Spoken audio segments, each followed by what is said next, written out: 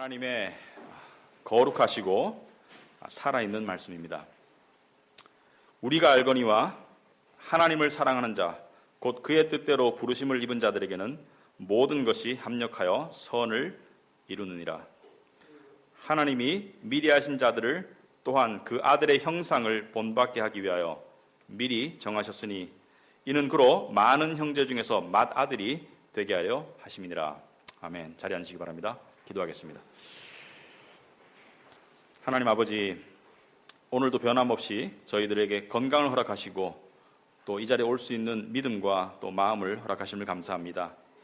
아무쪼록 오늘 말씀을 통해서 저희들이 다시 한번 하나님의 은혜와 또 하나님의 거룩하심과 하나님의 사랑을 깨달을 수 있도록 주님 도와주옵시고, 이 말씀을 옳게 분별하고 깨달음을 통해서 우리의 삶에 하나님이 원하시는 그러한 변화가 있도록 하옵소서. 예수님 이름으로 기도합나이다. 아멘. 이 목회를 하다 보면 이 상담을 가끔 할 때가 있습니다. 상담을 하러 오시는 분들은 삶이 행복해서 오시는 분들은 거의 없고요. 문제가 있거나 조언이 필요해서 오시는 분들인데, 물론 상담이 굉장히 좋고 필요한 것입니다. 그래서 상담할 때 늘 이 상황에 어울리는 말씀을 하나 주고 싶어요. 왜냐하면 인간적인 상담으로 끝나는 것이 아니라 말씀의 위로와 능력과 힘이 주어져서 그 사람에게 정말 하나님의 도움이 임하시길 원하기 때문에 말씀을 주고 싶은데, 때로는 이 상황에 어떤 말씀을 줘야 될까? 그런데 이 오늘 본문 28절을 알고 있으면 거의 90% 이상은 적용이 됩니다. 당신이 어떤 상황을 겪든지 간에 오늘 보니까 모든 것이 합력하여 선을 이룬다. 우리가 많이 듣고 많이 이렇게 인용하는 말씀이죠. 하나님을 사랑하는 자, 곧 그때 그의 뜻대로 부르심을 입은 자들에게는 모든 것이, all things, 모든 것이 합력하여 선을 이룬다. 결국에는 하나님의 좋은 뜻이, 선하신 뜻이 이루어질 것이다. 그래서 이 말씀을 해주면 경제적인 어려움이나 질병이나 시련이나 또 무슨 직장의 어떤 힘듦이나 어떤 상황에서 이 말씀을 해주면 적용이 거의 되는 말씀입니다.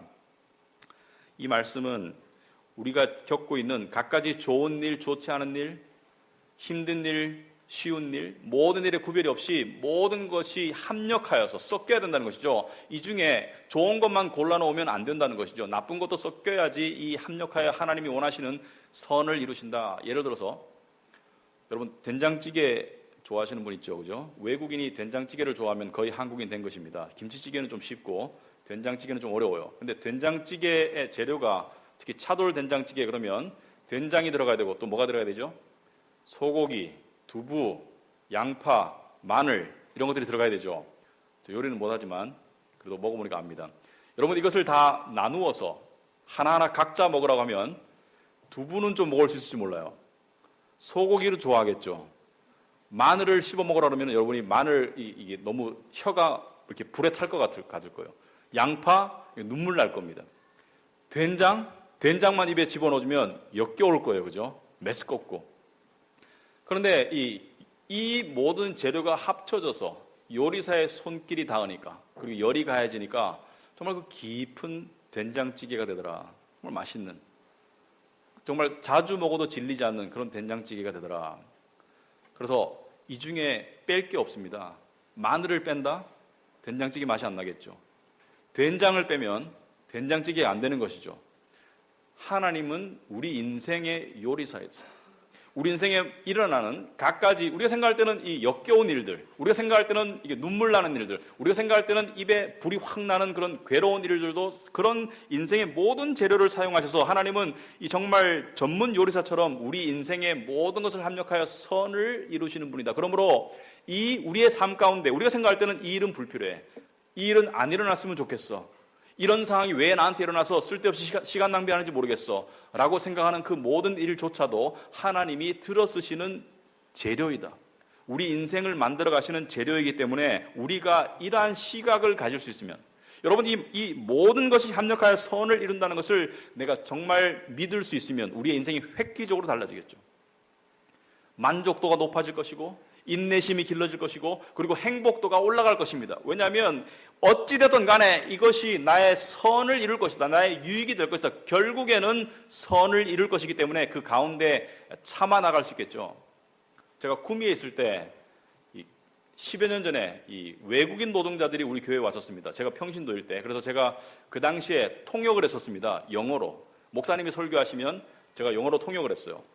근데 이게 헤드셋을 끼고 필리핀 노동자들이 들었었는데 그중에 3명을 우리가 마치면 집에 공장에 데려들었습니다. 그 당시에는 이 노동자들이 굉장히 열악한 환경에서 일을 했었습니다. 이 공장에서 주 6일을 근무했어요. 그리고 그것도 야근까지 하면서, 그리고 이 밖으로 나갈 수 있는 외출의 자유가 없었습니다. 그래서 꼭 일요일 아침에 예배 보고 오후 3시까지 들어가는 조건으로 교회로 올 수가 있었어요. 왜냐하면 도망갈까 봐. 그리고 2년 하면 본국으로 돌아가야 돼요. 그래서 주일날 아침에 픽업해서 예배 와가지고 같이 점심 먹고 교제하다가 3시 전에는 반드시 돌려보내야지, 안 그러면 교회를 못 가게 하겠다. 이게 이 사장님의 이 조건이었어요. 근데 이 사람들의 삶을 들어보니까 굉장히 3D 직업, 한국 사람들이 안 하는 더럽고 힘들고 위험한 3D 직업을 그것도 하루 한 14시간 정도 그렇게 일하면서 먹는 것도 형편없더라고요. 그리고 밖에 나갈 수가 없기 때문에 주일날만 겨우 이렇게 감옥에서 나오듯이 교회에 왔다가 들어가는데, 그래서 이야기를 듣고 보니까 측은하기도 하고 되게 불쌍해요. 그런데 놀라운 것은 이들이 행복해하다는 것이, 행복하더라. 굉장히 그 삶이 이렇게 활력 있고 행복하더라는 것이. 그래서 이 사람들이 믿음이 되게 좋은가? 우리는 이 정도 상황 되면은 굉장히 불행할 텐데 이 사람들은 왜 행복한가? 그 이유를 알게 되었습니다. 이 청년 3명이서 꿈이 있더라고요. 여기서 2년만 열심히 일하면 고향에 돌아가가지고 집을 사서 가족들과 함께 살 수 있는, 그래서 이 모든 고생이 결국에는 해피엔딩으로 끝날 걸 알기 때문에 현재를 살아가는 자기의 삶의 태도와 그리고 행복도가 엄청나게 차이가 나더라는 것이죠. 여러분, 우리 삶 가운데 고난의 일이 안 일어나는 사람 어디 있습니까?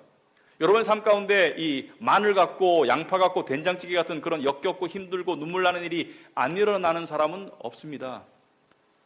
그런데 그 모든 것을 통해서 하나님께서 선을 이루어 가시는데, 그렇다면 이것은 무조건 그렇게 되는 것인가? 오늘 28절 말씀을 잘 보시면 조건성이 있고 무조건성이 있어요. 하나님께서 어떤 일이든지 간에 무조건 다 들어쓰셔서 선을 이루십니다. 무조건적으로. 하나님이 안 들어쓰는 일이 없어요. 모든 일을 들어쓰셔서 무조건적으로 선을 이루시는데 여기에 조건이 있습니다. 어떤 사람에게 이러한 일이 일어나느냐? 앞에 보면 우리가 알거니와 하나님을 사랑하는 자, 곧 그의 뜻대로 부르심을 입은 자들에게, 믿는 자들에게 그렇다는 말이에요. 믿는 자들에게. 부르심을 입은 자들, 하나님을 사랑하는 자들, 믿는 자들과 믿음의 증거가 나타나는 자들의 삶 가운데 하나님이 모든 것이 합력하여 선을 이루신다. 자, 그렇다면 여기서 좀 좌절하지 마시고 나는 하나님을 별로 안 사랑하는 것 같은데 괜찮습니다. 저도 그렇게 느낄 때가 많습니다. 끝까지 들어보시면 하나님을 좀 더 사랑할 수 있을 것입니다. 자, 먼저 그의 뜻대로 부르심을 입은 자라는 것은 무엇인가? 하나님은 어떻게 우리를 부르시는가? 하나님은 말씀을 통해서 당신의 백성들을 부르십니다. 그러므로 말씀이 올바르게 전해지는 교회와 진리가 전해지는 설교를 통해서 하나님은 당신의 사람들을 당신께로 부르신다.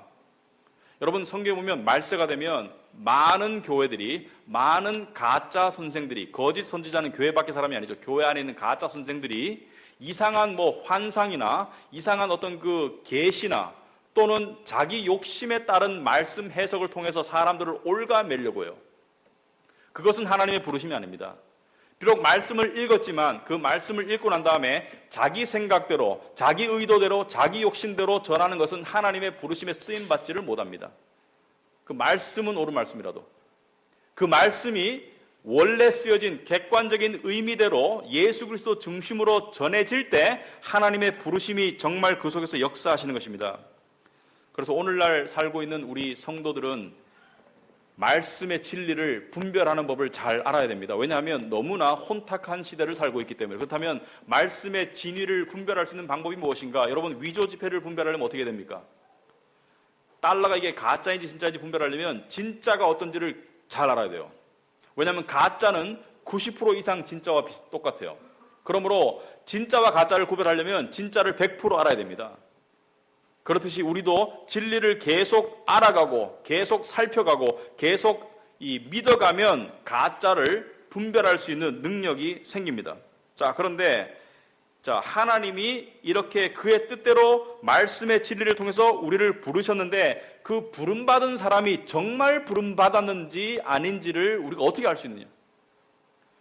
저 사람이 또는 내가 하나님께 정말 부름받아서 모든 것이 합력하여 선이 이루어지는 하나님의 택한 자인지 어떻게 알 수 있는가? 그 알 수 있는 외적인 증거가 이것이라는 것이죠. 하나님을 사랑하는 자. 정말로 하나님께 부름받고 하나님을 알게 된 사람은 하나님을 사랑하는 방향으로 그 삶이 움직인다는 것이죠. 그렇다면 하나님을 사랑하는 것은 또 무엇인가? 이 추상적일 수 있죠. 이 사랑이 이게 feeling인가? 이 사랑을 어떻게 알 수 있나? 여러분, 예배 시간에 보면 이 뜨거운 눈물을 흘리면서 하나님을 온 마음으로 사랑하는 듯이 찬양하는 사람들이 있는데 그 사람들이 다 하나님을 사랑하는 것인가? 그것은 몰라요. 왜냐하면 사랑은 필링만이 아니기 때문에. 필링은 속임이 될 수가 있습니다.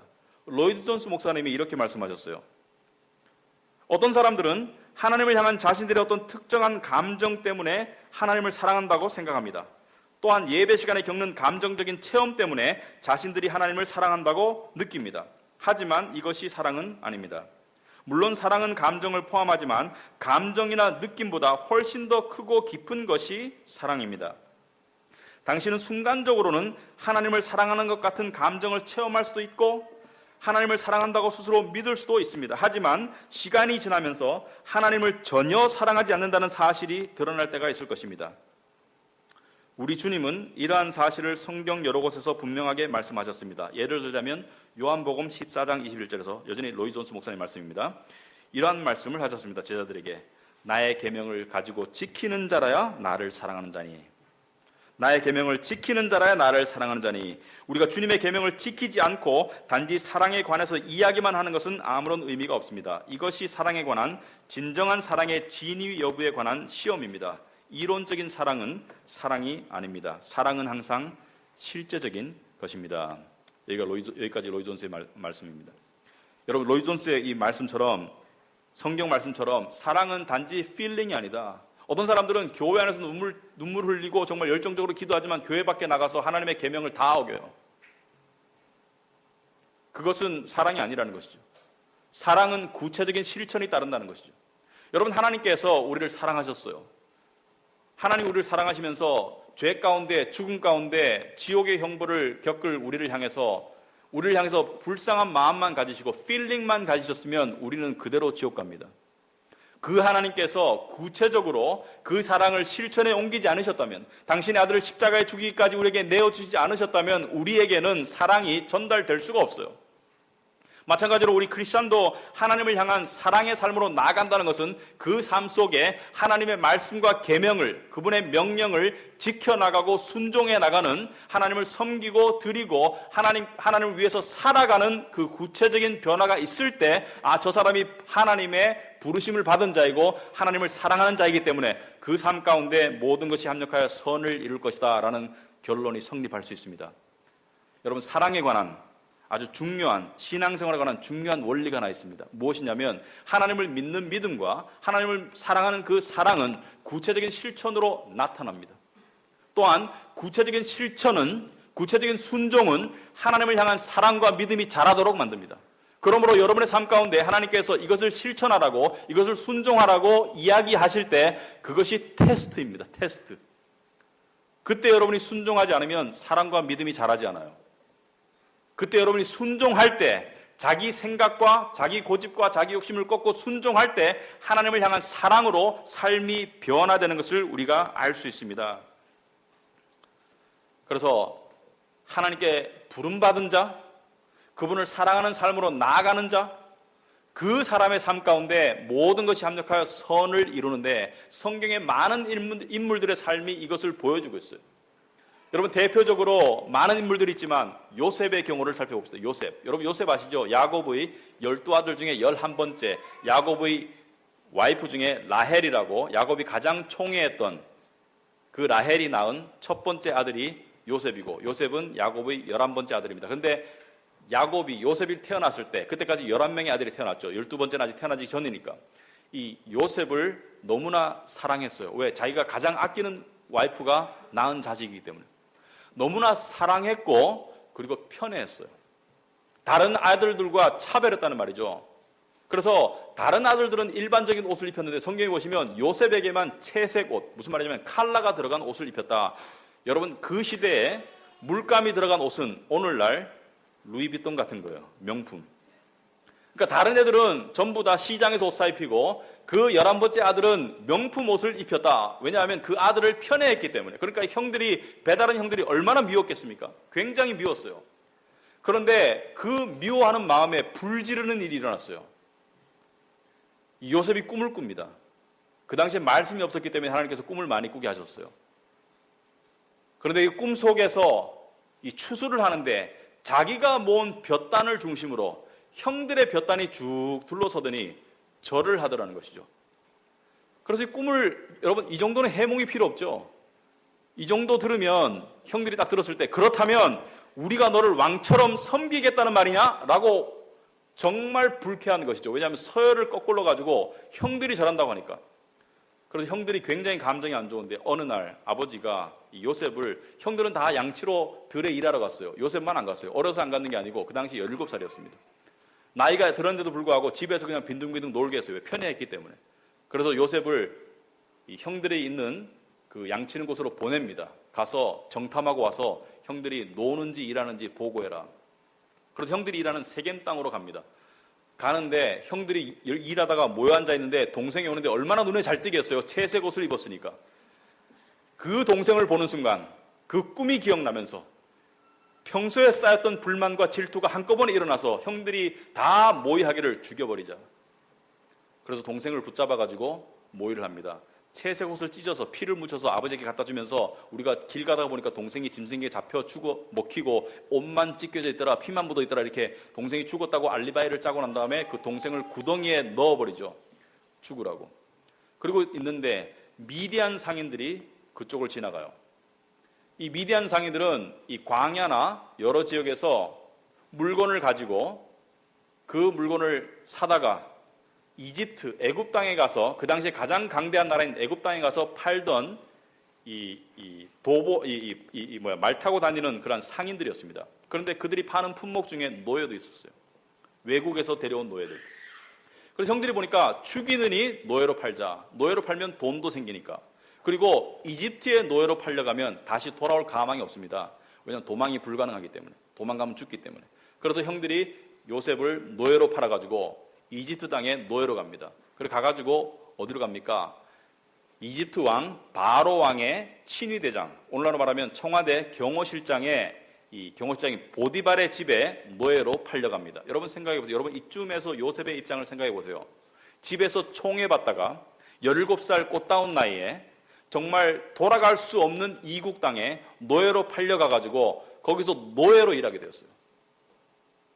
웬만하면 좌절하고 웬만하면 자살했을지도 몰라요. 왜냐하면 희망이 없으니까.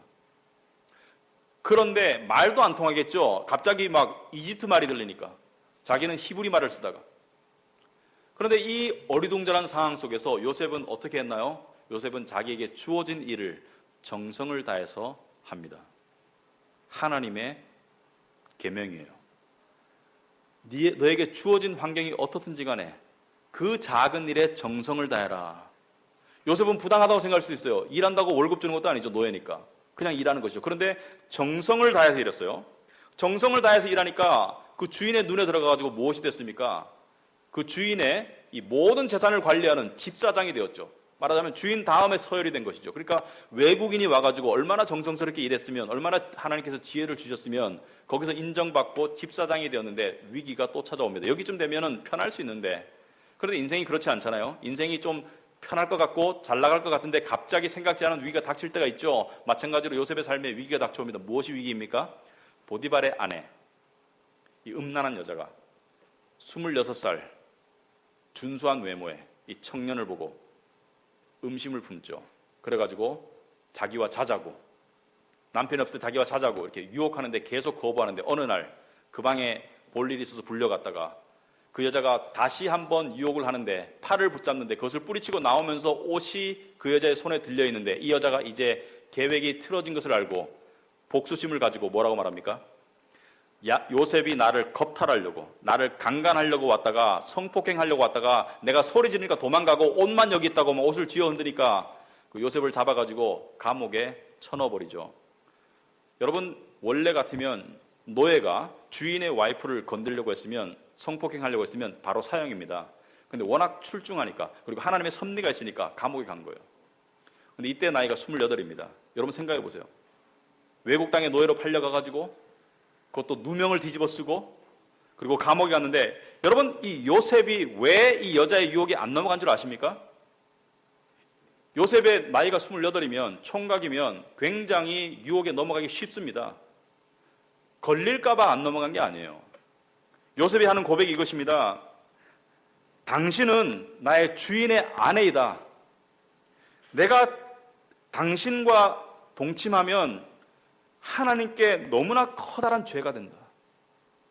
하나님의 계명이 간음하지 말아야 했기 때문에, 하나님을 사랑하고 공경했기 때문에 그 짓을 안 한 거예요.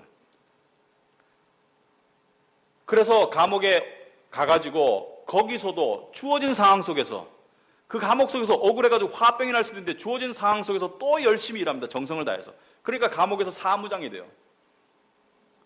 그래가지고 감옥 속에서도 쓰임받죠. 그런데 거기에 공교롭게도 왕의 술 맡은 관원과 빵을 굽는 관원이 들어옵니다. 떡을 굽는. 여러분 지금 생각할 때 뭐 떡 굽는 사람 요리사인가? 천만에요. 그 당시에 왕의 술을 맡고 술을 담당하고 왕의 떡을 굽는 것을 담당하는 사람은 굉장히 높은 지위입니다. 왜냐하면 왕과 독대가 가능하기 때문에. 왕에게 술을 주면서 이 개인적인 사적인 대화가 가능한 굉장히 고위직입니다. 그런데 둘 다 왕의 미움을 받아서 감옥에 들어오는데, 이 둘이 요셉을 만나서 이야기를 하겠죠. 넌 어떻게 들어왔니? 넌 어떻게 들어왔니? 듣다 보면 요셉이 억울하게 누명을 쓰고 들어온 것을 알겠죠. 그런데 이 두 사람이 꿈을 꿔요, 동시에. 근데 꿈을 요셉이 해몽해 주죠. 근데 꿈 내용이 결국에는 떡을 굽는 사람은 3일 뒤에 풀려나서 원래 지위가 회복될 것이다. 그런데 이 술을 맡은 사람은 3일 뒤에 죽을 것이다. 3일 뒤에 진짜로 술을 맡은 관원은 죽습니다. 그리고 떡을 맡은 관원은 그 감옥에서 풀려나서 지위가 회복되는데, 그때 요셉이 꿈을 해몽해 줬으니까, 이 사람에게 은혜를 끼쳤으니까 요셉이 이렇게 부탁하죠. 당신이 나가거든 나를 기억해달라. 나의 억울함을 기억해주고 나를 여기서 끄집어내달라. 감옥에서 나오게 해달라. 왜? 그 사람은 그럴 권력이 있으니까, 그럴 힘이 있으니까. 아마 보디발보다 더 높았을 거예요. 그런데 웬걸, 나가고 난 다음에 이 사람이 까맣게 잊어버립니다. 여러분 그때 요셉의 심정이 어떻겠어요? 여러분 5년 언도 받은 것이 아닙니다. 7년 언도 받은 것이 아니라 언제 나갈 줄 몰라요. 그런 상황 속에서 한 줄기 희망의 빛이 보였는데 그 희망의 빛이 사라졌어요. 왜 그랬겠습니까? 다 하나님의 섭리입니다. 여러분 된장을 어제 담고 오늘 찌개를 끓일 수가 없는 것이죠. 숙성의 기간이 필요한 것이죠. 하나님은 요셉을 들어쓰기 위해서, 선한 계획에 따라 들어쓰시기 위해서, 선을 이루시기 위해서 이 사람을 숙성해야 되기 때문에 이 관원이 그것을 잊어버리게 만들고, 그리고 하나님의 때가 꽉 찼을 때 감옥에서 2년 더 썩고 난 다음에, 그리고 난 다음에 바로 왕이 꿈을 꾸죠. 이집트의 운명과 관계된 아주 무시무시한 꿈을 꾸는데 온 나라의 신하들이 해석할 사람이 없어요. 그때 이 떡을 맡은 관원이 자기가 감옥에 있을 때 꿈을 해몽해 준 요셉을 기억해냅니다. 하나님의 섭리죠. 그래서 요셉이 졸지에 죄수의 감옥에 있던 죄수의 입장에서 옷을 갈아입고 몸을 깨끗하게 하고 난 다음에 바로 왕 앞에 서게 됩니다. 그런데 이때 요셉의 모습이 정말 멋있어요. 바로 왕이 이렇게 말합니다. 네가 꿈을 해석할 줄 안다면서? 요셉의 대답이 웬만하면 저 같으면 이렇게 말할 것 같아요. 예, 맞아요. 무슨 꿈입니까? 요셉은 이렇게 말합니다. 저는 아니고요, 하나님이 대답하실 것입니다. 그 숙성의 시간을 통해서, 연단의 시간을 통해서 겸손이 이루어졌고, 하나님을 향한 의존이 이루어졌고, 그리고 믿음의 당당함이 주어졌습니다. 다 필요한 것이에요. 하나님께 쓰임 받으려면. 그런데 요셉은 그 꿈을 해몽하고 우리가 알듯이 국무총리가 되었는데, 많은 사람들이 설교하면서 요셉처럼 돼서 국무총리가 되어라. 여러분, 국무총리가 되세요. 돈 많이 버시는 게 운명이면 버실 수 있을 것입니다. 그런데 하나님의 선을 이룬다는 것은 우리의 인생의 과정과 결과가 하나님께 쓰임받는 하나님의 구원의 역사와 연결되지 않으면 그것은 선한 뜻이 이루어진 것이 아닙니다. 여러분, 요셉은 왜 국무총리가 되었습니까? 왜 국무총리가 되었습니까? 요셉이 국무총리 되어서 뭐 떵떵거리고 잘 살라고? 아니죠. 왜 국무총리가 되었냐면요, 하나님의 원대한 계획 속에는 이스라엘 백성을 거대한 민족으로 만들려는 그러한 구원의 계획이 있었습니다. 그런데 지금 이스라엘 백성은 겨우 70명밖에 안 돼요. 야곱을 비롯해서 아들, 며느리, 딸, 손주들 해가지고 70명밖에 안 되는데, 이들은 곧 흉년이 다가오기 때문에 멸종할 수 있어요. 전 세계적인 흉년이 다가왔고, 그리고 이들은 소수 부족이기 때문에 언제든지 멸망할 수 있어요. 큰 민족이 되기가 곤란해. 그런데 요셉을 통해서 흉년이 왔을 때 하나님께서는 이 70명 하나님의 백성을 안전한 이집트 땅으로 옮깁니다. 그리고 이집트라는 세계적인 강대국 속에서 비록 나중에 노예 신세가 되었지만, 그 강대한 보호막 속에서, 인큐베이터 속에서 정말 알을 많이 까는 닭처럼 400년 만에 약 400만 명의 민족으로 성장합니다. 이 하나님의 원대한 구원의 계획 시간표 속에 요셉이 요셉을 사용하셨고, 하나님께서 요셉을 들어 쓰시기 위해서 그 시간 동안 숙성시키시고, 그리고 모든 것을 합력하여 요셉 개인에게 뿐만이 아니라 하나님에게 영광이 되는 그러한 선한 계획을 이루셨다. 여러분, 제가 지금 드리는 말씀이 무엇입니까? 그러므로 여러분도 여러분이 맡은 작은 일에서 정성을 다하고 하나님의 계명을 지켜서 세상의 유혹을 물리치고 그렇게 살아가면 여러분의 삶에도 하나님의 선한 계획이 모든 것이 합력하여 선을 이루는 그런 놀라운 역사가 일어날 것입니다 라고 말하면 여러분 아멘 하시고 한쪽으로는 부담스러울 거예요. 왜? 우리는 그렇게 못 살잖아요. 솔직히 우린 작은 일에 정성 안 들이잖아요. 우리는 하나님을 사랑하기 때문에 하나님의 계명을 지켜서 세상 유혹을 뿌리치지 않을 때도 많잖아요. 오히려 하나님의 명령을 어기고 세상과 간음할 때가 많죠.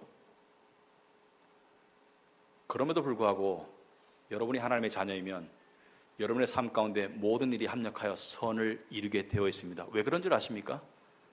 왜 그러냐면 말이죠, 바로 예수님이 오셨기 때문이에요.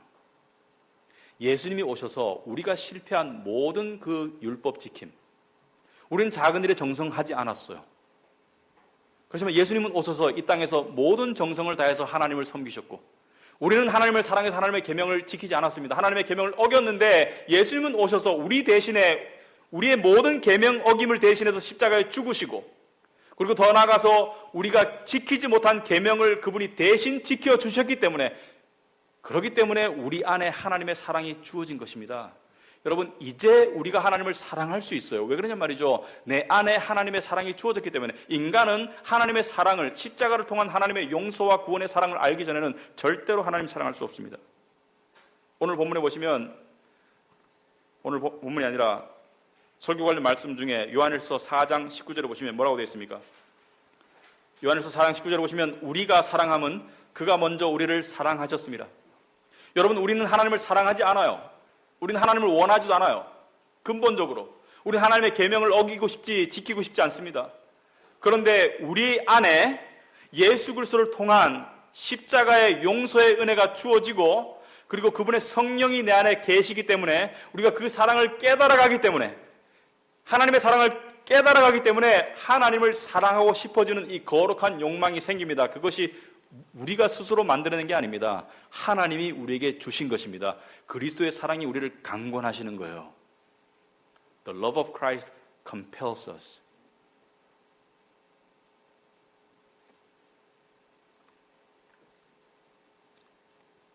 (29절에) 보시면 오늘 본문에 하나님이 미리 하신 자들을 또한 그 아들의 형상을 본받게 하기 위하여 미리 정하셨으니 이는 그로 많은 형제 중에서 맏아들이 되게 하려 하셨습니다. 맏아들이 되어서 본보기가 되신다는 것은 예수 그리스도가 바로 이 28절의 주인공입니다. 하나님을 사랑하는 자, 예수 그리스도를 말하는 거예요. 곧 그의 뜻대로 부르심을 입은 자, 예수 그리스도를 말하는 거예요. 그 안에 모든 것이 합력하여 선을 이룬다. 여러분, 예수님의 삶을 보면 내가 선택하라면 버릴 것이 너무나 많습니다. 고통, 사람들로부터 버림받음, 십자가의 죽으심. 예수님도 오죽하셨으면 겟세마네 동산에서 아버지여 이 잔을 내게서 옮겨주옵소서, 이 잔을 내게서 옮겨주옵소서. 왜? 너무 고통스럽기 때문에, 너무 힘들기 때문에, 십자가의 고통이 너무나 힘든 것을 아셨기 때문에 이 잔을 내게서 옮겨주옵소서 할 수만 있다면, 그렇지만 내 뜻대로 마시고 왜 아버지의 뜻대로 하라고 예수님은 고백했을까요? 왜냐하면 예수님은 하나님을 전적으로 믿었습니다. 모든 것이, all things, 모든 것이 합력하여 선을 이루실 것을 전적으로 믿었기 때문에, 그 믿음으로, 사랑으로, 인내로 그 십자가를 견디셨기 때문에 우리에게 구원이 주어지는 하나님의 선하신 계획이 이루어졌고, 예수님은 하나님 우편에 앉아 계시는 영광을 얻으셨습니다. 사랑하는 성도 여러분, 여러분의 삶 가운데도 고난이 있을 것입니다.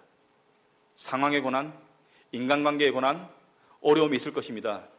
그러나 여러분이 이 말씀을 믿는다면 우리 맏형, 우리 예수 그리스도에게 일어난 일이 나에게도 일어날 것이다. 왜? 그분이 나의 구주이고 그분이 나의 맏형이기 때문에, 그리고 그분이 일어난 일이, 그분에게 일어난 일이 나에게도 일어날 것이기 때문에, 왜? 나도 하나님의 자녀이니까 나도 이 고난과 시련을 통해서 하나님을 사랑하지 않던 이 딱딱한 마음이, 이 강팍한 마음이 부서지고 그리스도의 은혜의 용서를 깨달음에 따라서 우리가 하나님을 더욱더 사랑할 것을 알기 때문에, 그리고 나는 하나님의 은혜를 입을 자격이 없지만 나를 대신해서 율법을 지키시고 나를 대신해서 하나님을 사랑하시고 나를 대신해서 십자가에 죽으신 예수 그리스도 때문에 내 안에 모든 것이 합력하여 선을 이루어진다는 것을 믿습니까? 믿습니까, 여러분? 여러분, 믿어야 크리스찬입니다. 믿어야 합니다. 여러분, 신앙생활을 조금 해보셨으면 과거에 너무 힘들었던 일이지만, 너무 괴롭고 수치스러웠던 일이지만 지금 돌이켜보니까 그것이 하나님에게 쓰임받아서 나에게 선한 결과를 맺은 것을 볼 수 있는 것들이 있을 것입니다. 때때로 그 시간에 너무나 괴롭고 힘들고 보냈던 나에게 그 과거로 갈 수 있다면 그 과거의 나에게로 가서 이렇게 말해주고 싶어요. 힘들지? 그런데 이거 나중에 좋은 결과가 있을 거니까 믿고 견디고 심지어 즐겨라. 뭐냐면 하나님이 모든 것을 합력하여 선을 이루실 거니까 5년만 참아. 하나님이 선을 이루실 거니까. 그런데 우리는 그렇게 할 수가 없어요. 왜? 과거로 돌아갈 수가 없으니까. 그렇지만 현재의 나에게, 현재의 고난을 겪고 있는 나에게, 현재의 고통 가운데 있는 나에게 말해줄 수 있습니다. 하나님을 사랑하는 자, 그의 뜻대로 부르심을 입은 너, 모든 것이 합력하여 선을 이룰 것이니까. 우리가 이것을 현재의 나에게 말해주고 믿을 수 있으면 우리는 현재의 삶을 바라보는 정말 획기적인 믿음의 시각을 가질 수가 있고, 그것이 우리의 삶을 바꿀 것입니다. 여러분, 고난을 향해서 절대로 손해본다고 생각하지 마세요. 시간 낭비한다고 생각하지 마세요. 하나님은 필요 없는 고난을 허락하지 않습니다. 하나님은 필요 없는 연단을 허락하지 않습니다. 그리고 하나님의 마지막 최종 목적은 고난이 아닙니다.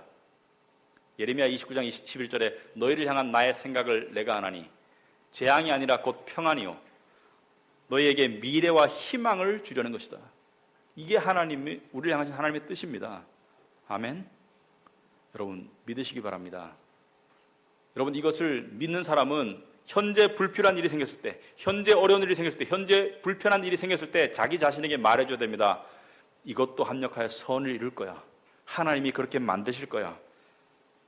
그래서 우리 적용해 보겠습니다. 장기적인 관점을 가시기 바랍니다. 장기적인 관점. 요즘 문화는 인스턴트 문화예요. quickly, 빨리빨리. 모든 게 빨리빨리. 고난도 빨리 지나가고 좋은 일도 빨리 생기고, 근데 하나님의 시간표는 절대로 빨리빨리가 아니에요. 하나님은 문화에 종속받지 않습니다. 하나님은 내 시간표에 종속받지 않아요. 하나님은 하나님의 시간표가 있습니다. 근데 그 시간표는 항상 장기적인 시간표예요. 긴 시간표. 긴 시간표. 모세는 빨리 지도자가 되어서 이스라엘 백성을 해방시키고 싶었지만 하나님의 시간표는 40년 광야에서 썩어라. 40년 연단 바라라. 요셉은 17살에서 거의 30살까지 10몇 년을 30몇 살까지 한 20년을 노예로 죄수로 썩었습니다. 여러분 지금 썩고 있다고 생각하는 여러분 있어요? 지금 내 인생에 썩고 있다. 감사하시기 바랍니다. 필요한 시간이에요. 선한 일을 이루기 위해서는 썩어야 됩니다. 그 썩음을 통해서 우리가 겸손이 이루어지고, 썩음을 통해서 하나님을 의지하는 믿음이 생기고, 썩음을 통해서 내 세속적인 욕심이 아니라 하나님의 영광을 구하는 거룩한 야망을 가지게 됩니다. 그 썩음이 없이는 절대로 선한 결과가 나오지 않습니다. 된장은 썩은 거예요. 썩은 거. 썩지 않은 된장은 맛을 낼 수가 없습니다. 하나님은 반드시 우리의 삶을 책임지실 것입니다. 그리고 우리의 삶을 통해서 선한 당신의 계획을 이루어가실 줄 믿으시기 바랍니다. 아시겠죠? 기도하겠습니다. 하나님 아버지 감사합니다. 우리에게 허락하신 수많은 은혜에 감사합니다. 우리의 삶 가운데 여러 가지 고난과 연단이 있지만 그것을 하나도 헛되이 하지 아니하시고, 하나도 불필요하게 하지 아니하시고, 모든 것을 합력하여 선을 이루어 가시는 하나님의 위대한 능력과 섭리와 지혜와 절대 주권을 바라보도록 하옵소서. 나는 지금 내가 가는 길을 알지 못하지만, 욥은 고백했습니다. 나의 가는 길을 내가 알지 못하지만 내가 이것을 지나고 난 다음에는 정금같이 나올 것이다. 우리 모두가 하나님의 귀한, 하나님이 만들어 가시는 귀한 보물들이 될 날이 있을 것을 믿습니다. 예수님 이름으로 기도합나이다. 아멘.